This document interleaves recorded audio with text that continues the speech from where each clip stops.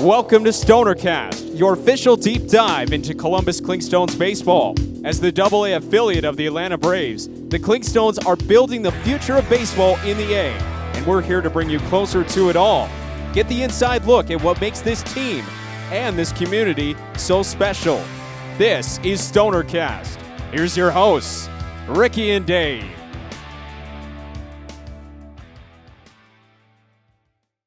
Welcome into StonerCast. We are thrilled that you've joined us for episode 3. We've got an amazing guest lined up today. If you went to a Clingstones game this year, if you read any newspaper clippings or saw any news or TV coverage of the Clingstones, you know who this guy is. He is the man behind the dish, the one and only Zebo, Adam Zebrowski. And I'm thrilled that we've gotten him on today. He's going to share with us a little bit about his career so far, his promotion to Triple-A, and we're going to get some of his thoughts and perspectives on Columbus. So, again, welcome to StonerCast. I am your host, Ricky Rogers, and joined by, as always, my co-host, all the way from Pell City, Alabama, the one and only Dave Norris. Yes, sir. How are you doing, Ricky, man? Good seeing you as always. Really looking forward to talking with Zebo. Been looking forward to this interview, and we've got some other really cool ones getting lined up. Really excited about all of these.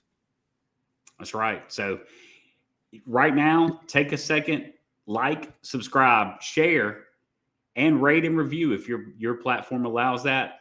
We're on multiple platforms: Spotify, Apple Podcast, YouTube. Please like, subscribe, share, rate, and review. That helps us more than anything. Keeps pushing us to do even better.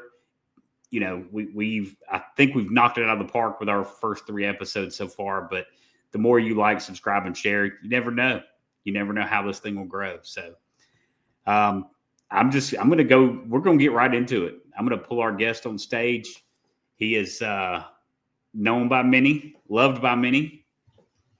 And welcome to StonerCast, Adam Zebrowski.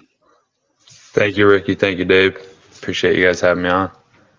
Man, we are stoked that you're here. You did an amazing job this year.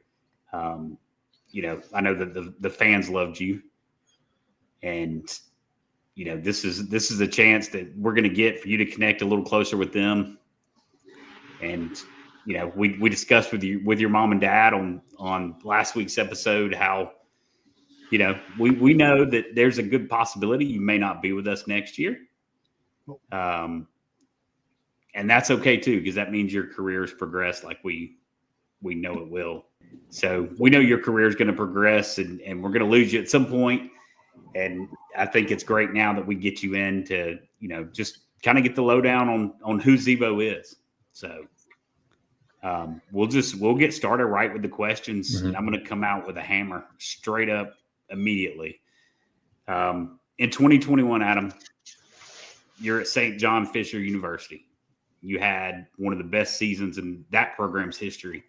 You nearly hit for the D3 Triple Crown. Ended up batting 500. Guys, for those who may not understand how batting averages work, that means Adam hit once out of every 2 times he was up to the plate. It's a pretty amazing stat. It's very difficult to achieve. You had 20 bombs that year, 70 RBI, multiple hits in 22 of 38 games. And defensively, you were just as lights out. 982 fielding percentage. You were throwing out runners left and right.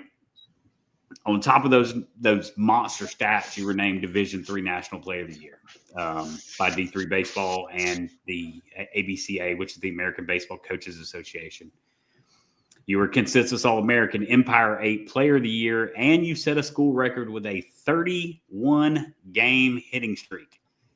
If you heard me just a few minutes ago, he played in 38 games, and he had a hit in 31 of those. And that was a streak to end the season. So, dude, looking back, what clicked for you in that final season as a Cardinal? And what's your favorite memory from that season?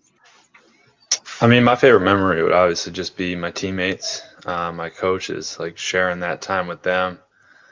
I think they honestly made it more fun than even the success I had, but I give a lot of that credit to me getting hurt.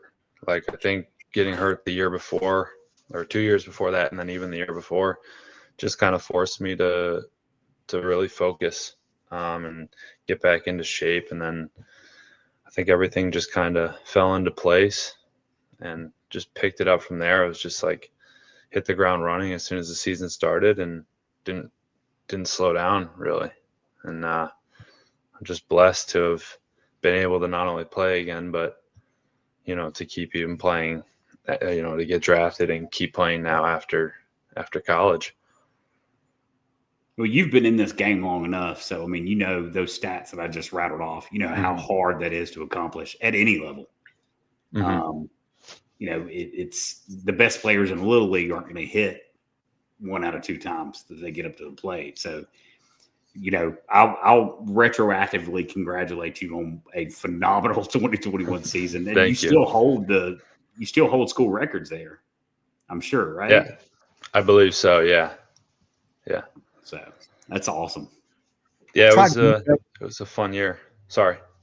I tried to look up the OPS and my computer started smoking, so I had to turn it off. I'm telling how high it was. I don't even know what it was, actually. Now that you say it, it was just kind of one of those years. It's like, yeah, I would imagine, but it was kind of one of those years. It's just like everything clicked, and it's almost tough now because it's like you chase that feeling. You want to have that same feeling of success, sure. But I don't, you know, obviously in pro ball, I'm never going to match up to that. How many stolen bases did you have that year? I've got to know that. Ooh, I would say no more than 3. No way. And it was probably as a trail runner too. I was on first, guy stole third. So yeah. I think you got 3 with Columbus too. Yeah, I did. And 1 with Gwinnett. Yep, yeah. 1 in Gwinnett. Yeah. Yeah, you did get 1 in Gwinnett. That's right. Same thing though. Trail runner, I was on first, guy on second stole, and yeah. Awesome. Hey, it counts. Hey, exactly. Adam, you were drafted by the Braves in 2021. How excited were you to be drafted by the Braves, and what do you remember most about that moment, getting that call? It was a surreal moment for me, especially being a D3 guy. Not many D3 guys get drafted, and it was a complicated process. Like, I was looking at transferring and going to a Division I school to possibly get drafted the next year. But so I was talking to colleges and scouts and teams, so it was complicated. But that moment, I remember I was sitting here at home, and I was with my parents and my brother, and it was like I didn't believe it, you know, for even a few days after. I was just kind of celebrating with my family and super excited to get all the texts and calls. But yeah, it was, and then to be by the Braves, I grew up a Braves fan, so that's just another notch too of excitement. And we heard that story from your parents on their episode where, you know, they discussed your dad said he kind of bombed your draft announcement. Yeah, a little bit. And you still remind him of it. So. Yep. Of course, he's good about doing stuff like that. He'll be following it on his phone or something we're watching on TV, and it's a pitch behind, and he'll always be sure to point out when something happens before we see it. I think that's a dad thing, because I'm a dad and I kind of do the same thing. Mm-hmm. I think dads get enjoyment out of it. Yeah, you know, we would watch games. I got the MLB alert set up on my phone for Clingstones, obviously, and we'd be watching the game. And of course, there's a huge delay when it comes to Bally Sports and minor league baseball's app. And I'd know when somebody hit a bomb or whatever. And for a little while, I was tricking the family, telling them, I was like, I bet he's fixing to hit a bomb. And it would happen. And they, how'd you know that? And I'm like, man, I know he was due. So they caught on after a while. Yeah. So I imagine this past season, the coolest thing, you got an invite to big league spring training with the Braves.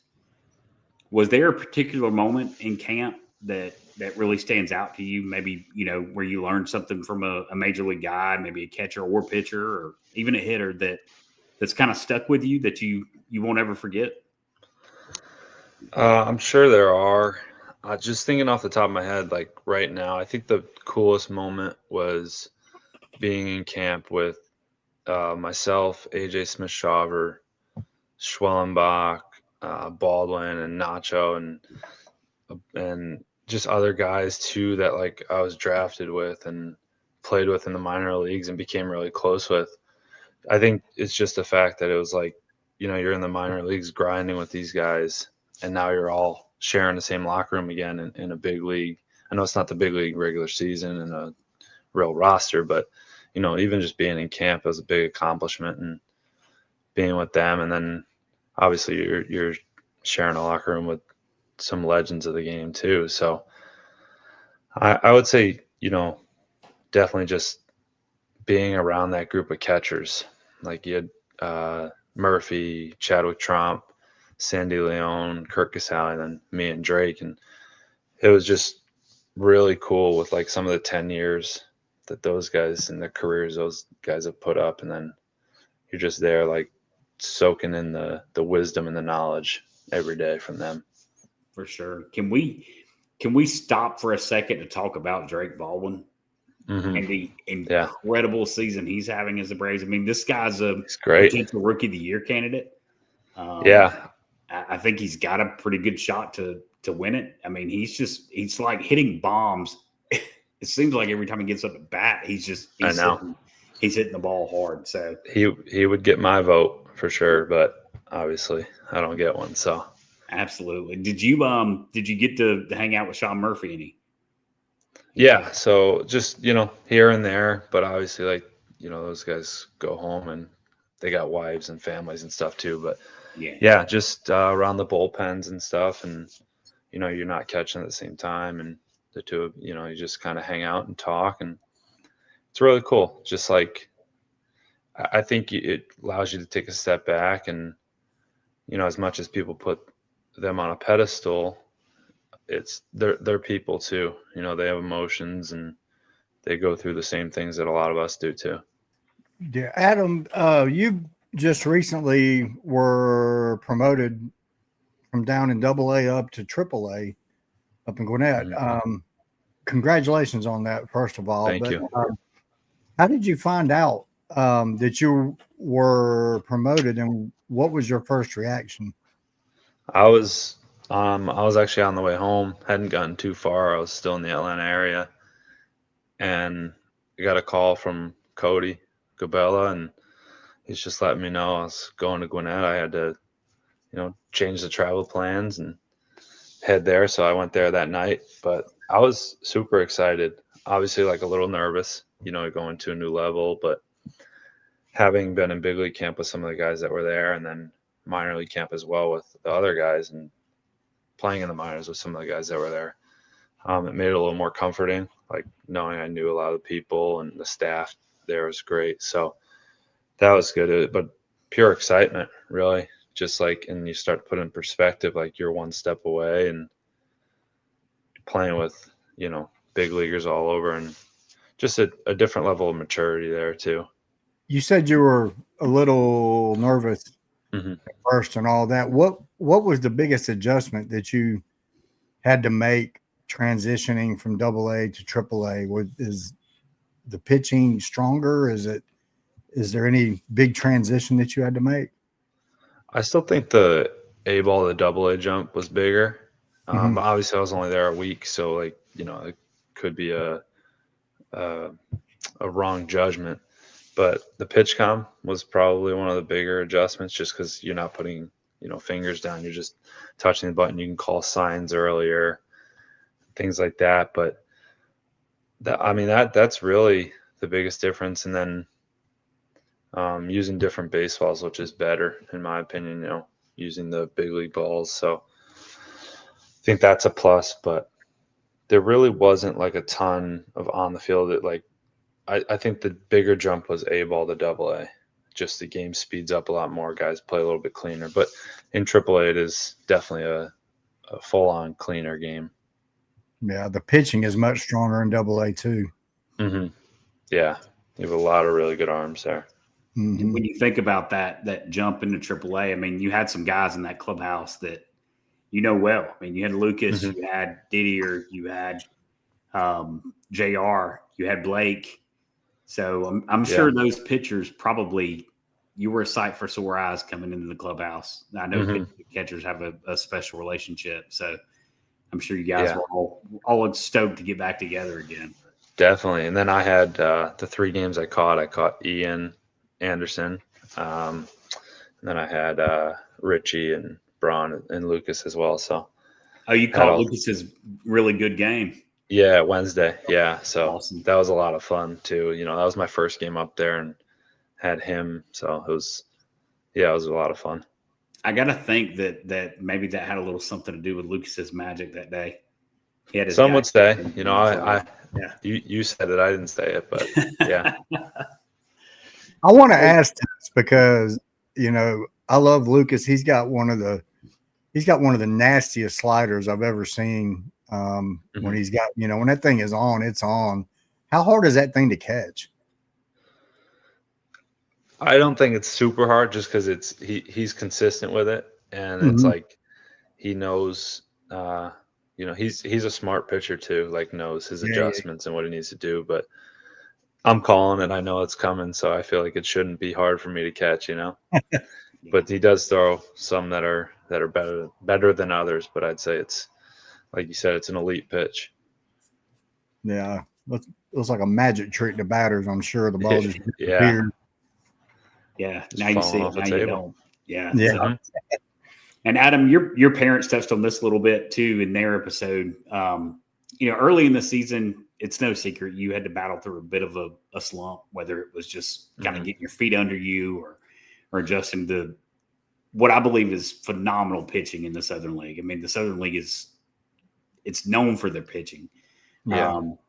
But once you found your rhythm, man, you went on an absolute tear, especially to start and then the second half. What changed for you during that stretch besides pepperoni bread? And what did you learn about yourself as a hitter working through that adversity? I think honestly, it was just trusting the process and like not giving up. I'd never really started a season that bad, especially like over the course of 2 months. So it was really tough mentally, but I think that was the biggest thing is just like keep grinding, keep going one day at a time, one at bat at a time. And just started to realize that like, it's just baseball. Like it's the same game we've been playing since we were all like 4 years old, and you just got to do what you know how to do and control what you can control, really. And then, my aunt made some good pepperoni bread and sent that down. Yeah. So well, I think mom and dad picked that up on that. And I think next year they're going to have like loaves made like frozen, ready to go. We'll call it slump buster bread from now on. Slump buster bread. That's good. Yeah. You came out just killing it, and congrats on a phenomenal second half. Obviously, thank you. The Braves took notice, and us fans, we took notice. We went from oh my gosh, is Zebo going to get a hit to like Zebo's about to deliver. He's Karl Malone. He's the mailman. He's just put it in the mailbox. So some of my favorite moments of the second half were off your bat for sure. Absolutely. Thank you. Yeah, appreciate that. Thank you. Mine as well. There were 2 home runs of yours I actually called because we were down. One of them, I believe, was a grand slam that you hit. And another one was a 2-run homer that put us in the lead. I believe it was a grand slam. It was in Montgomery, I believe. Might have been I hit a solo. Yeah. In there. I can't remember. I totally called 2 of them. I said, he's about to hit a home run. Need you to call more. Start saying it every at bat, Hey, one of them was the dead center field at Synovus Park, which is like, for some reason, is almost impossible to hit a home run. Yeah. I think you and Cal are the only 2 that hit one there, or was it Drew? Cade. But no. It's Cade. Bonnell. Okay. Yeah. And he he wasn't doing real hot at the moment, and Mm-hmm. it hit it. I mean, Synovus Park is a deep field, and Yeah. I don't know. I wasn't even there for that game that he hit it. Did he go over the batter tie? No, I think he went like 3/4 of the way up it. Okay. Yeah, but that's like it goes back to what you're saying too. Like a lot of the parks there are deep to like left center, right center, and then dead center. It's just like it's a tough league to hit in. Yeah, really, really tough. And then you get to Montgomery, and it's like a sandlot with the left field to left field. Yeah, there's That's a couple parks that fence were like over that. there, though. Yeah, it's high up there. Yeah. Yeah.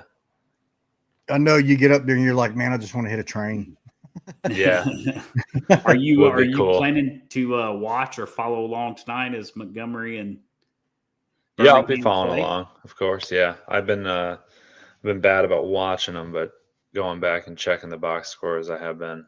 And then a bunch of the guys we played against in Pensacola are in Triple-A, so I'm watching that series as well, following that, and then obviously watch the big guys today at noon. So, Well, Dave's daughter, shout out to Pamela, is gonna probably is she gonna be there tonight, Dave? She was there last night. There, she's going to school in the Montgomery area, so she's a Biscuits fan.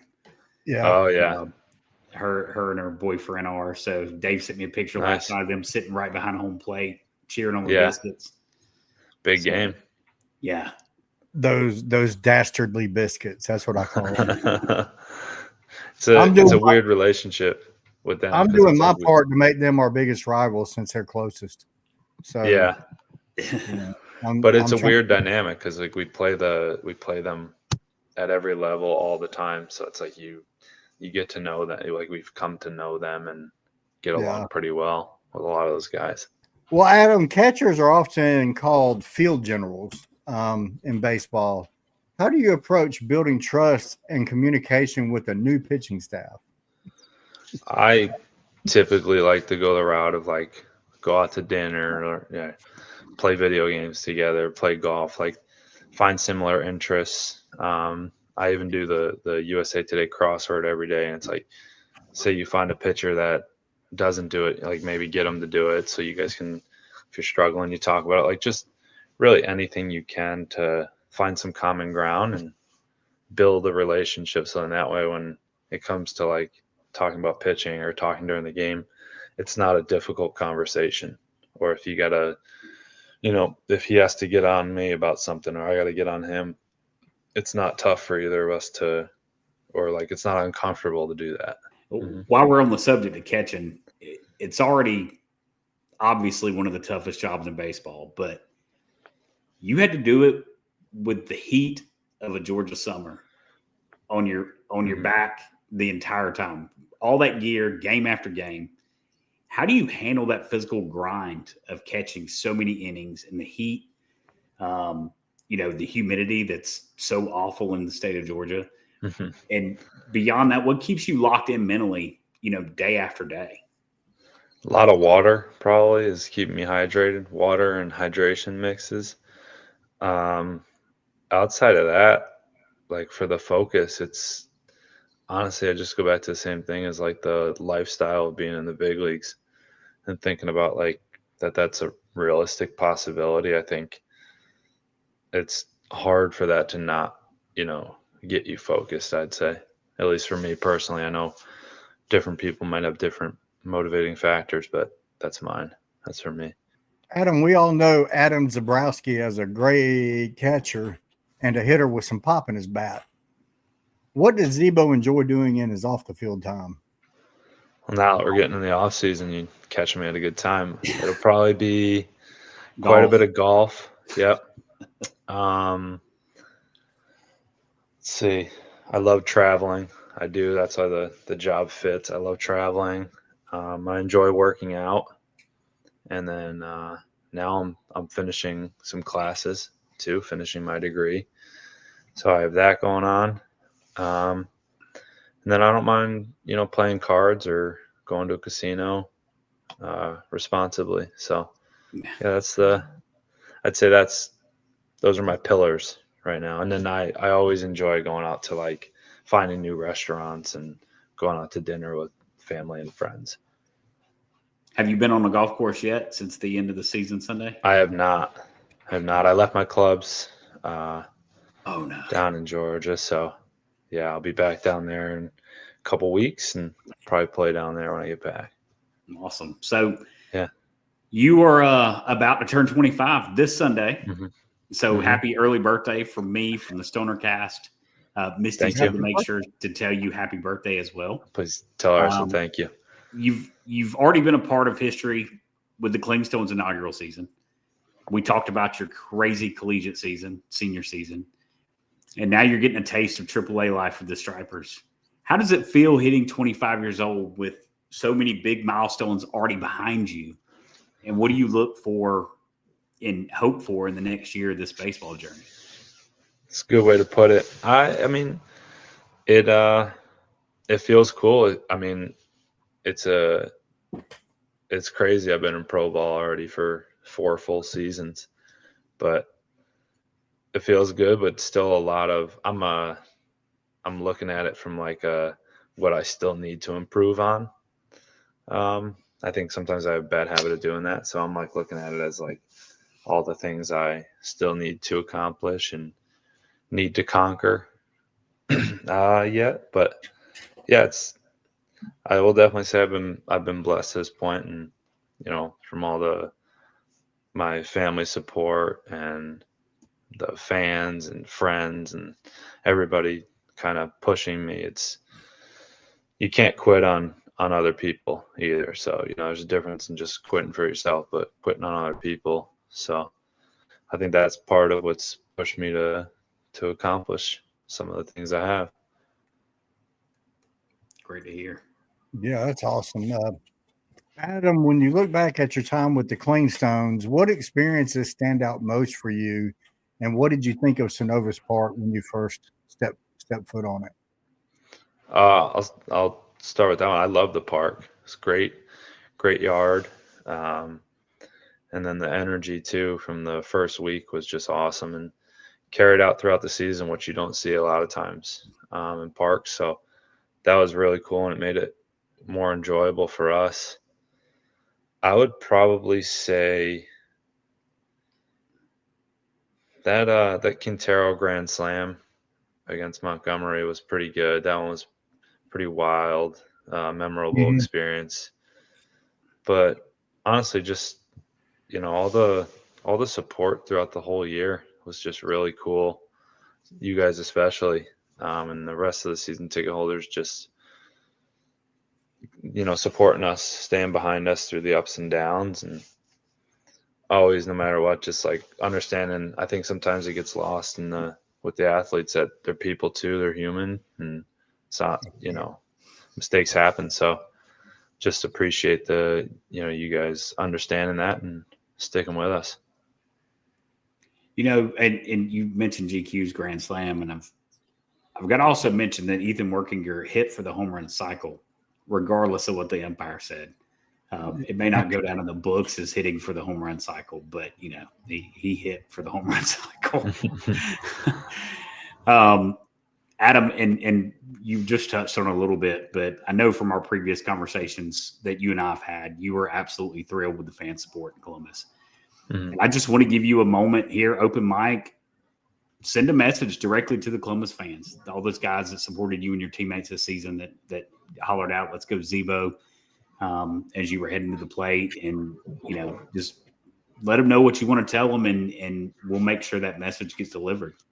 Yeah, I'll just say thank you for the continued support the whole year, whether we were doing good, bad, or kind of maintaining pace. Thank you guys. It really means a lot to us. Helps us keep going and understanding.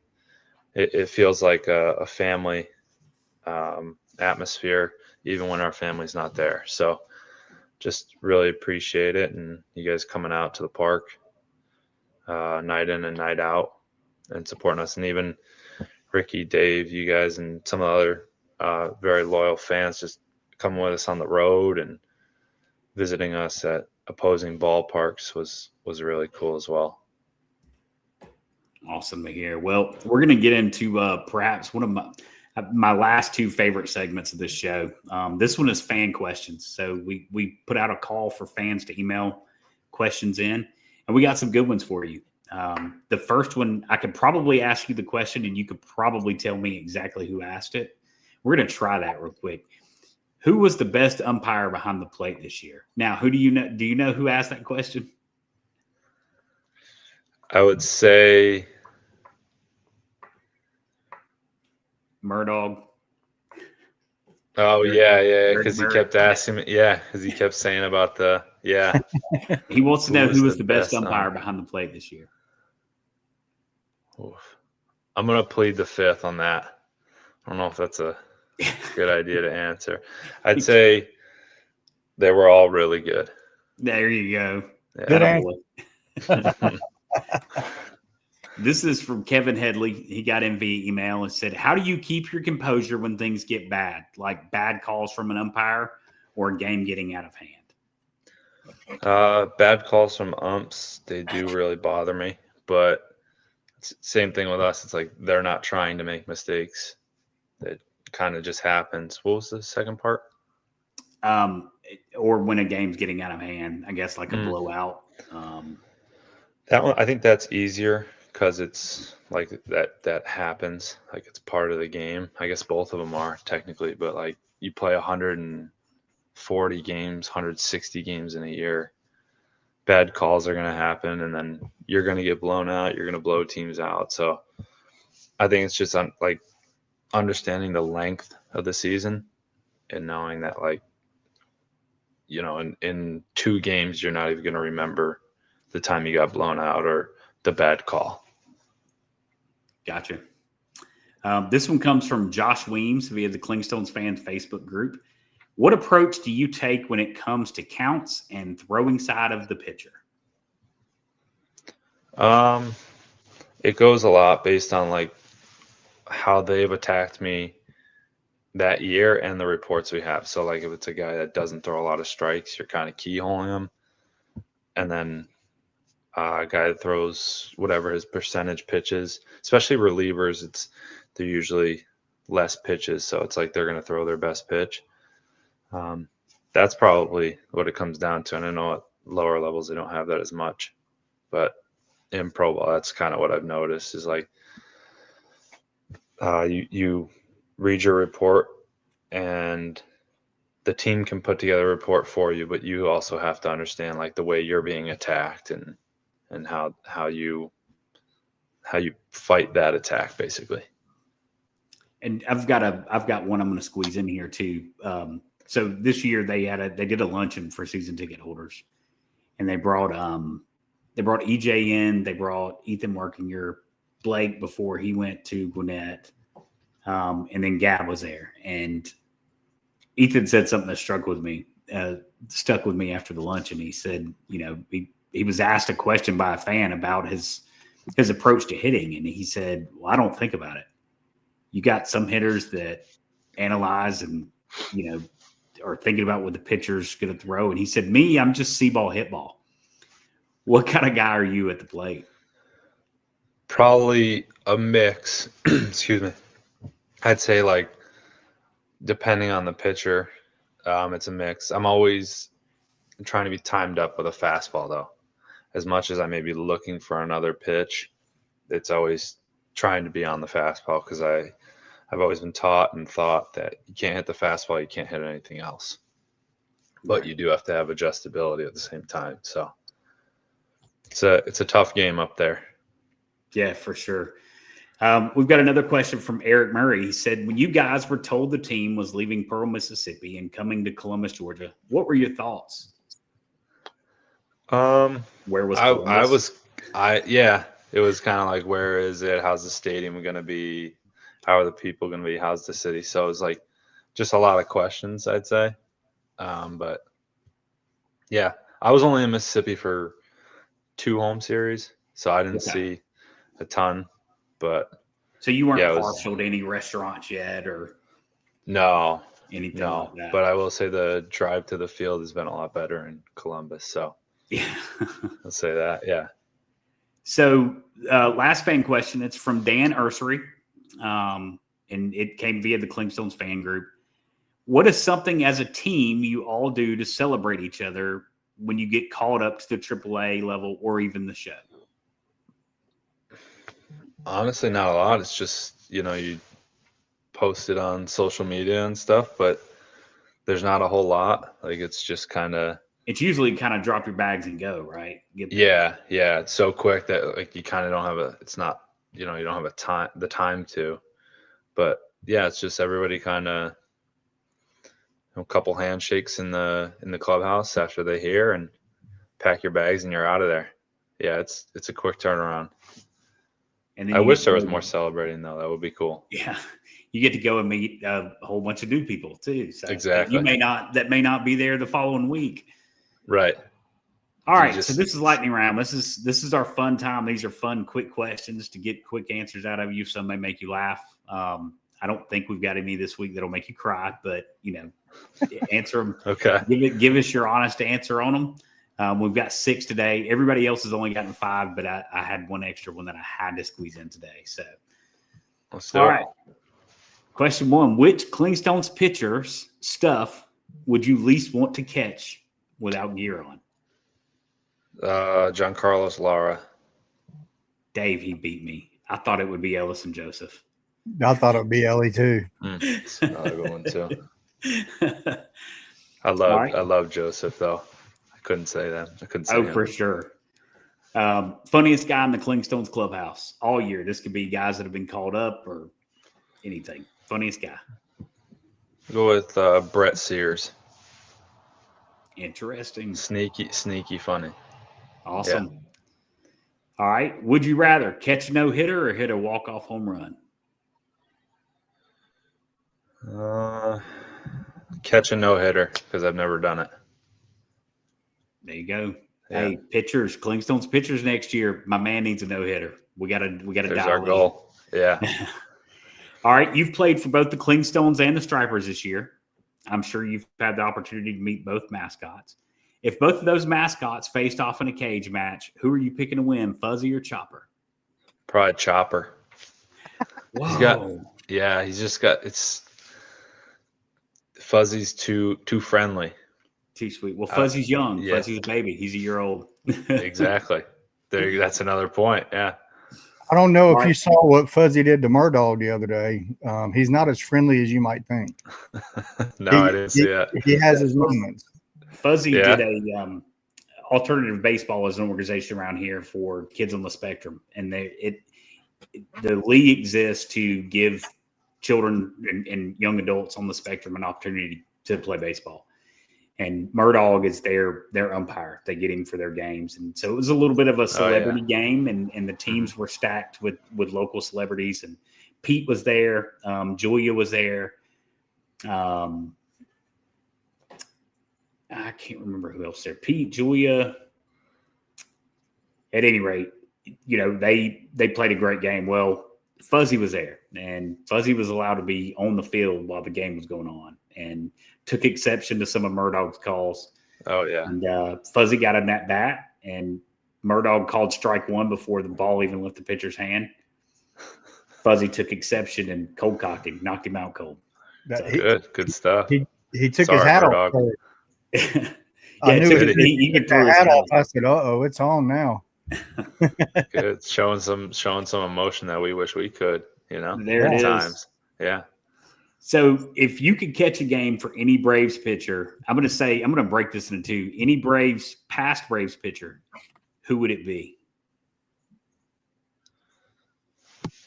I mean, I think I'd have to say Greg Maddux. Oh, bingo. Yes. Awesome. Yeah. If you could catch a game for any current Braves pitcher, who would it be?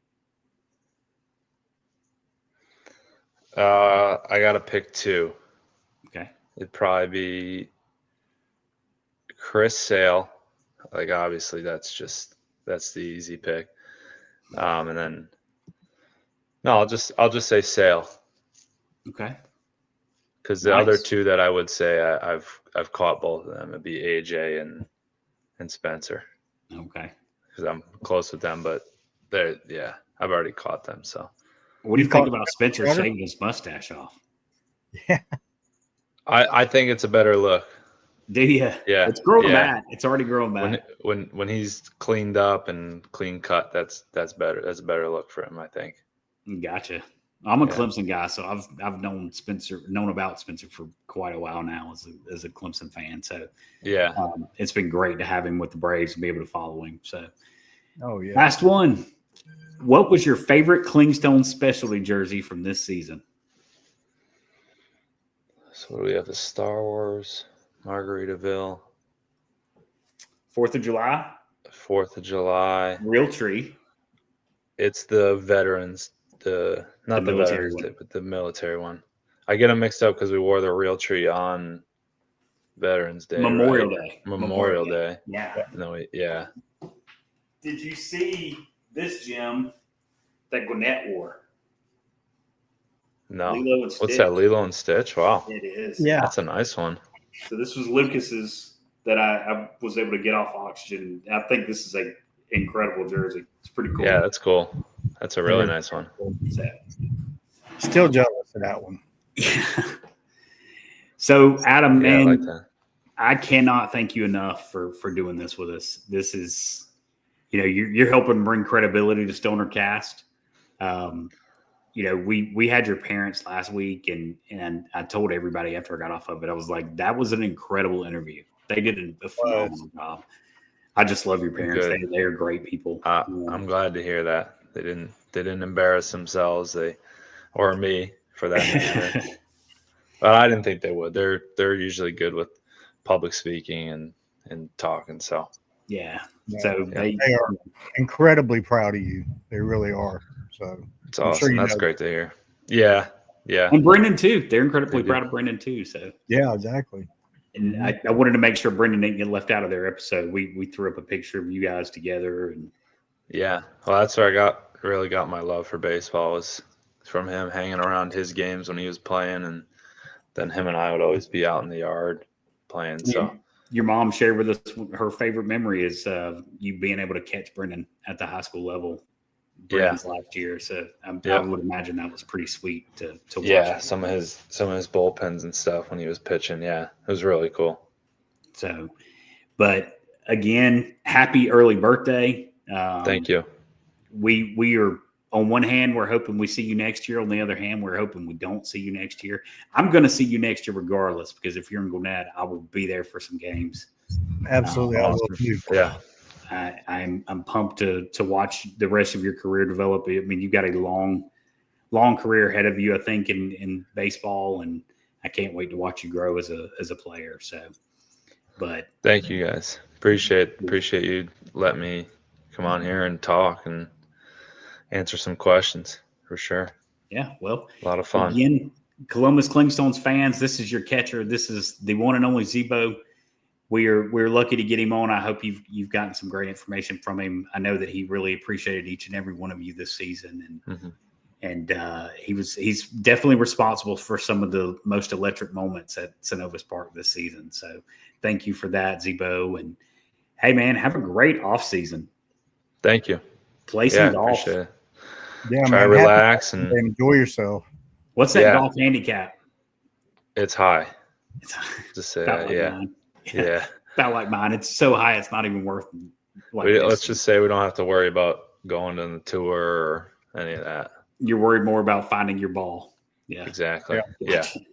Exactly right. All right, brother. Well, we appreciate it. We're going to close out. Dave and I here are going to close this show out. We thank you again for coming on and for doing all that you did this season for our Stones. And we close every show, and we're going to close out with our guest portion with a good Go Stones. Yeah, awesome. Go Stones. Thank you guys. Thank you, Zebo. We appreciate it. Thrilled to have you, man. Thanks a lot. No, thank you. There it is, Dave. Great interview. I think, I was saying his parents were my favorite interview, and then Danny comes along last night and gave us, a good interview that'll be released here soon. And now Zebo, man. I mean, what can we say? I think we're killing it. The guest recruiting department. Oh, I know, man. It's been really awesome, and it was great for Zebo. Greatly appreciate him coming on. and spending a few minutes with us, just talking about the season and about his future and stuff like that. And what the best for sure. I think you and I have talked so much about him. I think his future is incredibly bright within the Braves organization. And, you know, again, you want to see our guys back at Synovus Park next season, but, you know, with some of them, it's like we're not going to see them back. We're going to be watching them from afar in Gwinnett, and I know that he's going to do well wherever he's at because he's got the heart for baseball. He's going to be a fan favorite anywhere he goes. Fans love him. So that's right.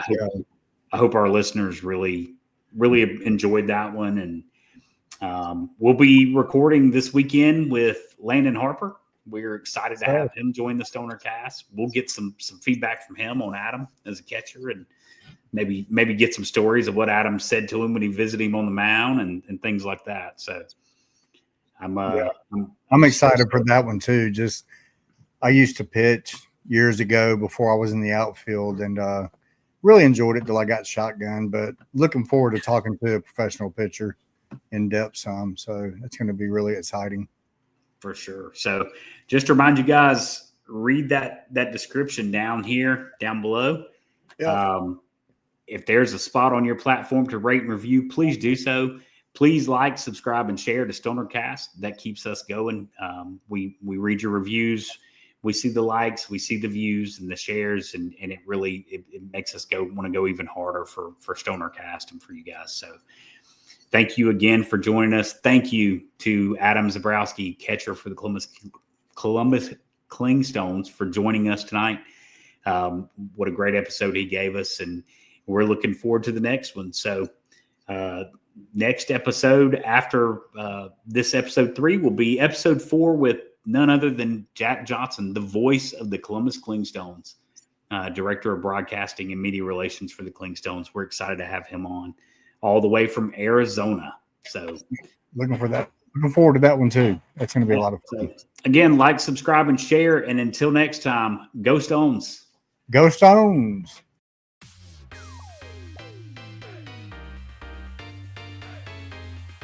Thanks for tuning in to StonerCast, your inside look into Columbus Clingstones baseball. Please like, subscribe, and share to stay connected as we bring you closer to the Stones.